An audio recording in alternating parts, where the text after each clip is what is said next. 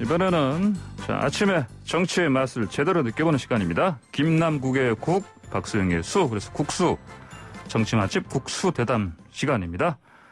김남국 더불어민주당 의원 전화로 연결합니다. 안녕하십니까? 네, 안녕하세요. 살고 싶은 도시 생생도시 안산 단원을 김남국입니다. 예, 자 그리고 박수영 국민의힘 의원 전화 연결됐습니다. 안녕하십니까? 예, 안녕하세요. 국민의힘 박수영 의원입니다. 예, 자 먼저 그 한미 정상회담 이거 좀 얘기하게 되겠습니다. 정치권 평가 이어지고 있는데 야당에서는 혹평을 많이 하네요. 김기현 대표 권한대행 겸 원내대표께서 현금 주고 물건 대신에 어음 받아왔다 이런 얘기를 했고요. 이건 먼저 박 의원께서 왜 이렇게 말씀하셨는지 좀 설명 좀 해주시겠습니까? 동의하십니까? 네, 예. 한미 정상회담이 네. 약간의 성과에 불과하고 많이 아쉽다고 저희들이 보고 있는 것입니다. 예. 왜냐하면 이게 정상회담을 하면 가장 큰 목표를 성취해 와야 되는데 저는 우리 국민들의 열망이 예. 안전한 백신을 빨리 좀 더 많이 구해 와서 네. 우리 빨리 그 코로나19로 인한 질곡으로부터 벗어났으면 좋겠다. 이게 희망인데 예. 사실 44조 원이라는 투자 패키지를 들고 갔음에도 불구하고 겨우 55만 명, 미국이 8천만 회분을 동맹국에 배분하겠다 이렇게 공언을 하고 있는 상황에서 예. 뭐 1천만 회분 정도는 가져올 수 있지 않겠나 했는데 겨우 55만 명분에 그쳐가지고 예. 국민이 바라는 만큼 성과를 거두지 못한 거 아닌가 이런 판단에서 원내대표의 평가가 나온 걸로 알고 있습니다. 예, 가장 큰 목표를 이루지 못했으니 이런 이제 비판을 받아 마땅하다 이런 말씀 같습니다. 김남국 의원님, 예. 네, 야당 비판에 대해서 말씀해 주십시오. 예. 네, 야당의 비판은 아마 기대 이상의 성과를 얻어서 좀 깜짝 놀라서 좀 혹평을 한 것이 아닌가라는 그런 생각이 드는데요. 예. 어제자에 나온 그 주간지 일면의 여러 제목들을 보면요. 보수적인 신문들도 굉장히 높이 긍정적으로 이 한미 정상회담의 성과를 평가했습니다. 한국경제신문 같은 경우에는 한미 안보 넘어서 경제동맹 열었다. 또 한겨레 같은 경우에는 한미 안보 넘어서 전방위 글로벌 동맹으로라고 했고요. 또 다른 어떤 그 신문들 기사들 보면요. 한국 글로벌 백신 공장으로 뜬다. 또 한미 안보 넘어서 경제 동맹 새판 짰다 등의 여러 가지 긍정적인 기사들이 쏟아졌습니다. 예. 대개는 보수적인 어떤 신문으로 우리 문재인 정부의 여러 가지 한미 동맹이라든가 이런 것들에 대해서 비판적인 기사를 쏟아냈던 그런 신문들인데도 어제 한미 정상회담에 대한 평가는 굉장히 긍정적으로 높이 평가했던 것으로 보이고요. 이제 백신과 관련되어서 이제 4건의 양해각서를 체결한 것으로 보입니다. 기본 골자는 미국의 백신 기술과 한국의 생산 능력을 결합해서 전 세계 코로나19 백신 공급량을 크게 늘리겠다라는 것으로 보이고요. 한국에서 대규모 백신 생산 능력을 이렇게 키운다라고 하는 것은 한국의 생산 기지가 마련되기 때문에 국내에서 생산되는 그런 어떤 여러 가지 물량들을 향후에 빠르게 또 공급될 수 있다라는 기대를 높일 수 있을 것으로 보입니다. 예. 실제 뭐 전문가들도 백신 개발하는 바이오벤처 회사 이런 전문가들도 한국 정부가 이제 삼성 바이오로직스를 통해서 생산한 제품을 가져오는 것을 요청하게 되면 훨씬 유리한 고지에서 협상을 할 수 있고 또 도입 속도도 늘어날 것이다라고 이렇게 보고 있고요. 중앙대학교 약대 교수인 설대 교수님 굉장히 유명하시잖아요. 이 설대우 교수님께서도 코로나19 팬데믹 상황 속에서 우리나라가 모더나 백신을 빨리 배정하거나 많이 배정할 수 있는 이점을 가지게 되었다라고 말을 했기 때문에 백신과 관련되어서도 상당한 성과를 거뒀다라고 보이고요. 또 무엇보다 미국의 전기차 시장이 거의 뭐 1년에 30% 40%씩 성장한다라고 이렇게 전망하고 있는데요. 전기차 시장과 관련된 배터리라든가 또 전기차, 현대자동차가 투자하는 여러 가지 합작회사들까지 설립된 이런 것들을 보게 되면 향후에 미국 시장 내에서의 전기차와 관련된 부분에 있어서도 포석을 먼저 미리 선점했다라고 이렇게 평가를 하고 있기 때문에 예. 전방위적인 어떤 긍정적인 어떤 여러 가지 성과가 있었던 것으로 저는 평가를 하고 있습니다. 예, 알겠습니다. 지금 김남국 의원께서 좀 오래 좀 총평해 주셨기 때문에 박수영 의원님 좀 더 그 말씀하신 시간 드려야 되겠습니다. 뭐 백신에 대해서 뭐 우리가 이제 생산 가치에 공동 생산하기로 했다는 MOU 체결 같은 것들이 있었는데 이런 부분들이 희망이거든요. 공급에 대한 기대, 미래에 대한 희망 이런 거를 준 건 좋은데 지금 우리가 당장 급합니다. 민생이 급하고 코로나 급한 상황에서 이번에 가서 일본의 스가 총리가 1억 회분 투자 하나도 약속 안 하고 1억 회분을 확보해 왔지 않습니까? 그런 방식의 당장 어떤 확보를 국민들이 열망했던 걸로 보고 있습니다. 거기에 비하면 아주 기대 이하라고 말씀드리는 것이죠. 예, 알겠습니다. 자, 다음으로요. 이번에 한미 정상회담 공동 회견문에 이제 보면은 대만 타이완 얘기가 나왔고요. 그다음에 남중국 얘기가 나왔고 그래서 자, 이후에 이제 대중 관계에 어떤 를 우려하는 목소리가 나오긴 합니다 보니까 일각에서는 제2의 사드가 올 수가 있다 이런 얘기도 하고요. 박성희 의원님, 이런 우려 타당하다고 보십니까? 예, 이번에 우리는 언급을 해야 될 부분들이었는데 중국에서 반응이 처음에는 좀 긍정적으로 나왔다가 어제 반응은 또 아주 강하게 나왔습니다. 내정 간섭이라는 표현으로 강하게 나왔기 때문에 이 부분 잘 지켜봐야 될 것 같고 잘못하면 정말 제2사드 같은 이런 혼란이 일어날 수도 있기 때문에 제가 예의주시해야 될 상황이라고 봅니다. 예, 알겠습니다. 김남국 의원님, 이런 우려는 어떻게 보십니까? 네, 미국과의 한미동맹 못지않게 또 중국과의 관계가 매우 또 중요합니다. 특히나 경제적으로 중국에 대한 의존도, 대중 수출이 굉장히 많은 만큼 이런 부분을 굉장히 좀 관리를 잘할 필요가 있다고 보이는데요. 이제 성과 중 하나로 볼 수가 있는 것이 결국에는 우리나라 한미 미사일 지침을 43년 만에 해제를 했다는 것입니다. 이 미사일 지침을 해결한 것은 우리나라가 안보와 관련되어서 자주 주권을 확보했다, 온전히 확보했다라는 이런 평가를 할 수 있고 또 더 나아가서 이 미사일 지침이 해제됨으로써 미사일과 관련된 여러 가지 안보와 관련된 방위 산업과 관련된 기업들이 성장하고 또 무인 비행기와 관련된 규제가 완전히 사라졌다라고 평가를 하고 있기 때문에 항공 우주 산업 발전에 대한 이런 기대를 좀 할 수 있을 것 같습니다. 그러나 또 그와 동시에 또 이 미사일 지침이 해제됨으로써 주변국에 대한 중국에 대한 우려가 또 생길 수 있을 것으로 보이고요. 또 대만 문제를 언급한 것은 사실 중국 정부는 대만과 홍콩 문제를 국가의 어떤 핵심 이익으로 내세우고 있어서 이런 부분에 대해서 약간 민감하게 상당히 반응하고 있는 것으로 보이는데 그러나 지금 반응의 수준이나 수위 이런 것들을 보면 2017년 사드와 같은 그런 정도의 반응은 아니기 때문에 중국과 관련된 외교와 관련되어서도 조금 더 면밀하게 아주 세심하게 좀 케어할 필요는 있다고 생각이 됩니다. 예, 알겠습니다. 자, 이번에 주제를 좀 바꿔보겠습니다. 김호수 검찰총장 후보자 인사청문회 내일 열리는데, 근데 이제 김 후보자가 공수처 등 새 제도 정착이 먼저다. 이건 사실 그러면 중수청에 대한 부정적인 견해 아니겠습니까? 이 발언 좀 어떻게 보십니까? 먼저 이거는 김남국 의원께서 말씀해 주십시오. 중수청에 대한 어떤 부정적인 견해다라고는 보이지 않고요. 결국 중수청이라고 하는 것은 수사와 기소를 분리하겠다라는 것입니다. 그런데 수사와 기소를 분리하겠다라는 부분에 대해서는 이견이 거의 없습니다. 검찰 내에서도 윤석열 총장도 인사청문회 과정 또는 그 외의 인터뷰 등에서 검찰은 기소기관이다, 소추하는 기관이기 때문에 단기적으로는 수사와 기소가 분리돼야 된다는 입장을 피력을 했고요. 지금 김호수 후보자가 말한 발언은 내일 인사청문회에서 더 확인해봐야 되겠지만 당장의 과제를 무엇으로 볼 것이냐라는 부분에 대한 이야기인 것 같습니다. 그리고 또 집권 여당에서도 당장 중수청을 설치하겠다라는 것이 아니고 법안은 통과시키지만 중수청 설치와 관련된 제도 도입은 2년이나 3년 뒤에 이렇게 이야기를 하고 있기 때문에 아마 그런 어떤 시기와 관련된 당장의 올해 그리고 본인 임기 중에 어떤 과제에 집중해야 되는가에 대한 의견을 피력한 것으로 생각이 됩니다. 예, 알겠습니다. 김남국 의원께서는 당장의 과제라고 이렇게 짚어주신 거다 이렇게 얘기하시는데 박성희 님은 어떻게 보십니까? 이 중수청 관련 견해에 대해서 김호수. 우선 이제 청문회가 당장 있으니까. 성난 검찰이라든지 국민 여론 이걸 좀 잠재워야 되겠다 싶어서 약간의 포장을 한 게 아니냐. 그런데 박범계 장관하고 저는 역할 분담을 하고 있다고 보고 있습니다. 왜냐하면 박범계 장관이 검찰 조직 개편안이라는 걸 내놓고 있는데 이걸 통해서 우회적으로 이제 검찰의 수사 기능을 전부 지금 박탈하는 일을 하고 있거든요. 그러니까 중앙지검 같은 경우에는 형사부가 13개가 있는데 이 형사부에서는 중대범죄를 인지하더라도 수사를 못하게 해버렸고요. 그 다음에 전국에 우리가 17개 전국에 지검이 있는데 이 지검에 있는 형사부는 말부에서 6개가 있으면 이제 6형사부에서 수사를 할 수 있도록 하되 검찰총장의 승인을 받아야 수사할 수 있도록 해놨거든요. 이런 거를 보면 완전히 뒤로는 그러니까 박범계 장관은 검찰 수사권 박탈을 추진하고 예.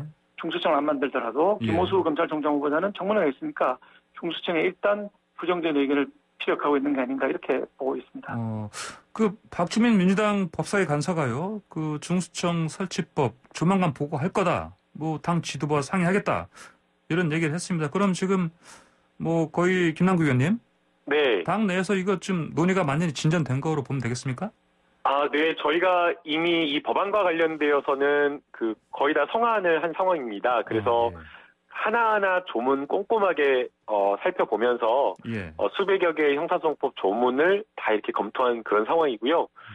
그 외에 지금 수사기소 분리뿐만 아니라 형사사법 절차에서 피의자의 인권을 보호할 수 있는 여러 가지 제도적인 방안, 그리고 또 결국에는 피의자 인권을 보호한다라고 하는 것은 변호권을 확대하는 그런 것과 또 맞닿아 있기 때문에 예. 이런 부분에 대한 여러 가지 형사사법 체계에 있어서 제도 개혁을 할 수 있는 부분을 모두 다 살펴본 상황이고요. 예. 그리고 이제 그러한 과제들을 이제 검찰개혁 특위에서 했기 때문에 여러 가지 핵심 과제와 의제들을 이제 새로운 지도부가 꾸려졌기 때문에 네네. 지도부에 보고하는 절차를 좀 계획하고 있습니다. 그렇습니까? 알겠습니다. 저 박수영 의원님, 이렇게 지금 여당에서 중수청 이거 가속화하는 이 상황 어떻게 보고 계십니까? 예, 중수청은 소위 검수완박이라고 하는 여당에서 얘기하는 검찰 수사 완전 박탈, 그게 마무리되는 단계이거든요. 예. 이게 마무리되면은 울산시장 부정선거라든지 월성 원전 사건, 조국 윤미향 사건 같은 소위 살아있는 권력 수사하는 게 많이 봉쇄가 되게 됩니다. 예. 이건 왜 하느냐? 대통령이나 주변 인사들의 퇴임 후에 방패막이로 하려고 하는 걸로 보고 있습니다. 결국 몇 달 전의 기억을 벌써 잊어버리고 있는데요. 윤석열 전 총장이 직을 걸고 중수청 막았고요. 지금은 유력한 대권 주자 올라 있는데 다시 또 중수청을 추진한다면은 보궐선거에서 심판받았던 민심의 심판을 내년 대선에서도 피할 수 없을 거라고 보고 있습니다. 그래서 이 중수청 같은 형사소송법에도 반하는 이런 제도는 도입하지 않는 것이 바람직하고 예. 김호수 검찰총장 후보자처럼 부정적인 견해가 당내에서 좀 많이 나왔으면 좋겠다 하는 생각하고 있습니다. 그렇습니까? 지금 그러면은 앞으로 이제 내일 이제 인사청문회가 있는데 혹시 이제 당 내에서는 뭐 어떻게 지금 준비를 하고 계신지 들으신 게 있습니까? 예, 인사청문회는 저희도 네네. 여러 가지 김호수 후보자에 대한 예. 자료를 많이 수집을 했고, 다만 우리가 요청한 24명의 이제 증인이 있었는데 한 명도 채택이 안 됐습니다. 그래서 이 상황에서 어떻게 정말 증인도 없는 상황에서 이끌어갈는지 고심이 많습니다만은 김호수 후보자에 대한 피의자 신분 문제라든지 차관으로 3명의 장관을 모시고 있으면서 검찰 수사권 박탈, 검경 수사권 조정 이게 앞장섰던 부분이 정치적인 중립성을 해야 하는 부분이 아닌가. 검찰총장은 법무부 장관과 달리 상당히 정치적인 중립성이 요구되는 자리이거든요. 과연 정치적인 중립성을 갖고 검찰 수사를 할 수 있는 자격이 있는지를 꼼꼼하게 따져봐야 될 것입니다. 예. 김남국 의원님이 야당에서 요구한 24명의 이제 증인과 참고인, 이거 한 명도 이렇게 수락하지 않은 거, 이거 왜 이렇게 한 명이라도 수락하면 되는 거 아닙니까? 예. 4명 정도 여야 간에 합의해서 받아들여지는 그런 상황이었는데요. 네네. 야당에서 일방적으로 좀 협상을 결렬한 측면이 있습니다. 그리고 이제 나머지 20명의 증인 같은 경우에는 수사 중이거나 재판을 받는 증인입니다. 그런데 관련 법에 따르면 수사와 재판에 영향을 줄 수 있는 증인은 불러서 물어볼 수가 없습니다. 그렇기 때문에 이거는 관련 법에 의해서 불가능한 거고요. 불러서 관련 법이 없다고 하더라도 불러서 물어본다고 하더라도 자신의 형사재판에 진술 거부권이 있기 때문에 그것과 충돌한다라고 하면서 본인의 방어권을 위해서 아무 말 할 수 없다라고 하면 사실상 할 수 있는 증인신문을 할 수 있는 이유가 되지 않기 때문에 협상이 되지 않았고요. 그다음에 또 야당에서 부르는 사람들을 보게 되면 기생충 학자, 기생충 교수를 불러가지고 검찰총장의 청문회에 참고인으로 부르겠다라고 하고 있기 때문에 사실상 증인이나 참고인을 요구한 야당의 목적이 과연 무엇인지 오히려 조금 이해하기 어렵다라는 생각이 들고요.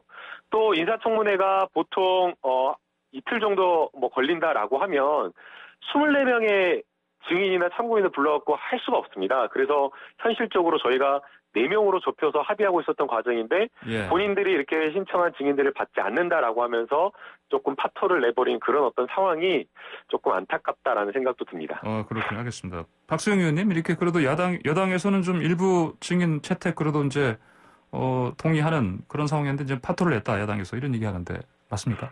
예. 예, 이거 우리가 그냥 장관 한 사람 청문회 하는 게 아니고 예. 검찰총장이라고 하는 지금 막중한 예. 여러 가지 사건들이 지금 연루돼 있지 않습니까? 계류돼 있는데 이 사건을 수사할 막중한 검찰총장을 뽑는 자리이기 때문에 핵심 증인들이 와야 되고요. 예. 와서 뭐 증언 안 할 거다 이렇게 얘기하는데 그건 그 예단에 불과하고 와서 증언을 하도록 우리가 해봐야 되는 것이지 아예 부르지도 못하게 하면서 와도 증언 안 할 것이다 이렇게 얘기하는 건 좀 무리가 있는 거 아닌가 생각하고요. 예. 핵심 증인들이 와야 되는데 그런 사람들 제외한 나머지 사람으로 네. 그러고 말자, 4명으로 말자 이런 건 좀 문제가 있다고 생각합니다. 핵심 증인이 없었다. 예, 알겠습니다. 자, 다음으로요. 지금 야당 국민의힘 전당대회 다음 달 11일 다가오고 있습니다. 이 당권 경쟁 얘기 좀 하겠습니다. 이준석 전 최고위원이 지금 당대표 적합도 조사에서 도표를 이어가고 있습니다. 30대 당대표 탄생할 수 있는 겁니까? 박수영 의원님 어떻게 전망하십니까? 예, 우리 당의 변화 쇄신을 요구하는 목소리들을 예. 이준석 최고위원이 담아내고 있다고 생각을 합니다. 그래서 예. 국민들이 이렇게 우리 당의 변화 쇄신을 자꾸 요구하는 이유가 무엇인가 하면 변화하고 쇄신해서 대선을 꼭 이겨달라 하는 국민적인 열망이 들어있다고 생각합니다. 예. 그래서 현재 여론조사에서 이준석 대표가 1등을 하고 있는 것이고요. 다만 이제 본선에 들어가면 신진 세력의 한 사람, 그다음에 나경원 전 원내대표, 조호영 전 원내대표 3파전이 벌어질 거로 보고 있습니다. 왜냐하면 우리가 당원 70%, 일반 국민 유권자 30%로 하기 때문에 70%를 나경원, 조호영 두 분 원내대표가 나눠가지고 예. 국민투표에서는 신진 세력이 앞서서 상당히 그 예측 불허의 3파전이 벌어질 것으로 보고 있습니다. 예. 결과가 어떻게 되든지 간에 예. 그 과정에서 신진 세력들이 선전을 해주고 좋은 모습을 보여주고 있는 것이 당의 쇄신과 변화의 한 모습이라고 국민들께 보여줄 수 있어서 예. 다행이라고 생각하고 있습니다. 초선 의원도 보니까 2명 지금 등록했지 않습니까? 네, 그렇습니다. 김은혜 의원하고 김웅 의원이죠? 예, 김웅 두 분이 선전하고 예. 계시고요. 예. 지지율도 상당히 높게 나오고 있습니다. 박수영 의원님은 왜 혹시 이거 거짓말 안 하십니까? 박수영 말한 예. 박수영 의원님께서 굉장히 좀 예. 합리적으로 평가받으시고 또 예. 전문성 있으셔서 출마하셨으면 굉장히 높은 지지율 나오셨을 것 같은데 예. 좀 많이 아쉽다라는 생각이 들고요. 예. 결국에는 정치의 세대교체 바람이 불고 있는 것이 아닌가라는 생각이 듭니다. 예. 2030 세대가 정치적으로 정책적으로 정부에 요구하는 것들이 많았었는데 사실은 그 청년을 위하는 척만 하고 제대로 된 어떤 청년을 위한 정책이라든가 이런 것들이 많이 부재해서 그러한 어떤 민심을 받아낼 수 있는 그릇으로서 이준석 전 최고위원님이 지금 나오고 높은 지지를 받고 있는 것으로 보이고요. 예. 그런 부분에 있어서 저희 당도 굉장히 좀 긴장을 하면서 지켜보게 되는 것 같습니다. 다만 아쉬운 것은 이준석 최고위원 한 명에 그쳐서는 안 된다라고 생각이 됩니다. 여당이나 야당 상관없이 모두 다 청년들이 정치할 수 있는 그 정당 구조를 만들어줘야 된다고 생각이 드는데요. 이준석 최고 같은 경우에는 어떻게 보면 굉장한 엘리트잖아요. 그리고 처음에 들어올 때도 유승민 의원실에서 아버지가 친구여가지고 인턴하고 유승민 의원을 통해가지고 박근혜 전 대통령의 픽업을 받아서 이렇게 되었는데 그런 어떤 엘리트만 들어올 수 있는 정당 구조가 아니라 그냥 그야말로 평범한 대학생들도 정치를 하고 싶은 꿈이 있다라고 한다면 그 정당의 문호가 열리고 그리고 또 그 정당에서 이 청년들이 성장할 수 있는 역할과 기회를 줘가지고 청년 정치가 뿌리 깊게 내릴 수 있는 그런 어떤 정당을 예. 여야 간에 또 만드는 것이 진정한 정치 세대 교체를 이루는 것이 길이라고 저는 생각이 됩니다. 예, 알겠습니다. 자, 마지막으로요. 지금 시간이 얼마 안 남아서 두 분 다 한 1분 정도씩만 말씀해 주시면 고맙겠습니다. 지금 정치권에서 특히 여당 대권 주자들이 윤석열 전 총장 검찰 개혁의 몸통이다 이렇게 비판하고 있고, 근데 야당에서도 홍준표 의원요, 야권에서도 날치기 공부를 한 대권 주자들 이렇게 비판을 했습니다. 이거 좀 어떻게 봐야 됐습니까? 이런 비판 상황. 먼저 이거는 박수영 의원님. 예. 예. 윤석열 전 총장이 1등이라는 걸 확인해 주는 것이죠. 선거전에서 1등을 공격하는 거는 예. 뭐 늘 있는 일이고 1등을 공격해서 그 반사적 이익으로 자기 몸값을 올리고자 하는 것이죠. 윤석열 총장이 여론조사 1등하고 있는 것은 예. 공정과 법치주의라는 시대정신 그걸 구현하고 있기 때문이고 비판하는 분들은 비판도 하시겠지만 민생 현안에 대한 정책을 좀 내놓고 반사이익만 누리려고 하는 태도를 버리고 정책 승부를 좀 벌였으면 좋겠다는 생각 갖고 있습니다. 예, 알겠습니다. 자, 김남국 의원님 짧게 의견 듣고 네, 마무리하겠습니다. 국민의 검증을 좀 받아야 된다고 생각이 드는데요. 예. 대통령이 되겠다라고 하는 사람이 본인의 생각과 철학, 정책에 대해서 이야기를 하지 않는다라고 한다면 국민들은 불안할 수밖에 없다라고 생각이 들고요. 내년에 있는 대통령 선거를 앞두고 벼락치기 공부로 과연 그러한 어떤 내공과 실력을 갖출 수 있는지 그런 부분에 대해서 국민들이 불안해하고 걱정스럽지 않을까라는 생각이 듭니다. 전문가들 만나서 이야기를 듣는 척하면서 자신의 생각인 척하면서 얄팍하게 배울 수는 있겠지만 그것으로 과연 대한민국이라고 하는 거대한 그런 국가를 이끌어 갈 수 있는 힘이 있을지 예. 그런 점에 있어서는 굉장히 좀 의구심이 드는 상황입니다. 예, 알겠습니다. 두 분 오늘의 쿠스담 여기까지 듣겠습니다. 감사합니다. 네, 감사합니다. 네, 지금까지 박수영 국민의힘 의원, 김남국 더불어민주당 의원과 함께했습니다.